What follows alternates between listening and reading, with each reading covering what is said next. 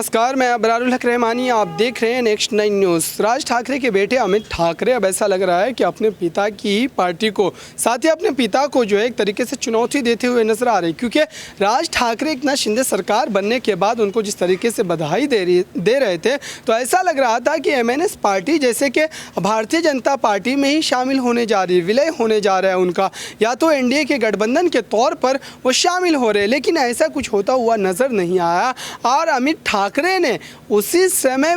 आर्य colony के उस फैसले को लेकर के एकनाथ शिंदे सरकार का पुरजोर विरोध भी किया था और एक तरीके से एक बड़ी बात कही थी उन्होंने। उनके द्वारा ये कहा गया था कि अगर महाराष्ट्र में डेवलपमेंट के सारे काम करने हैं तो एकनाथ शिंदे सरकार को ज़रूर करना चाहिए, लेकिन पर्यावरण की कीमत पर हम महाराष्ट्र और मुंबई में किसी भी तरीके का विकास कार्य जो है वो नहीं चाहते। उनका सीधे तौर पर निशाना था एकनाथ शिंदे सरकार पर। और अब ऐसा लग रहा है कि राज ठाकरे और अमित ठाकरे के जो रास्ते हैं वे जुदा होने वाले हैं, क्योंकि अमित ठाकरे के जितने भी बयानात आ रहे हैं, जितने भी बोल उनके द्वारा बोले जा रहे हैं, वो सब राज ठाकरे के खिलाफ नज़र आ रहे हैं। राज ठाकरे हालांकि फ़िलहाल अभी इस तरीके की प्रतिक्रिया नहीं दी है उस बयान को लेकर के, लेकिन राज ठाकरे को जिस तरीके से देवेंद्र फडणवीस ने एकनाथ शिंदे सरकार में शामिल होने के लिए और मंत्रिमंडल में शामिल होने के लिए न्योता दिया था, उसको राज ठाकरे ने अभी तक ठंडे बस्ते में डाल रखा है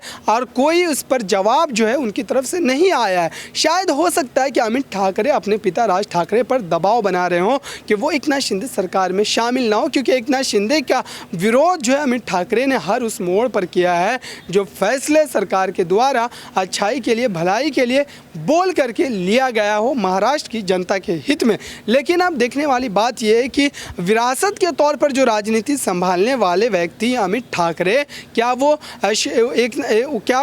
राज ठाकरे की पार्टी MNS को लेकर के कोई बड़ा फैसला ले सकते हैं? क्या MNS के वारिस जो हैं अमित ठाकरे होने वाले हैं, क्या वो MNS को छोड़ सकते हैं? क्या राज ठाकरे के खिलाफ वो किसी राजनीतिक रास्ते का इख्तियार कर सकते हैं? क्योंकि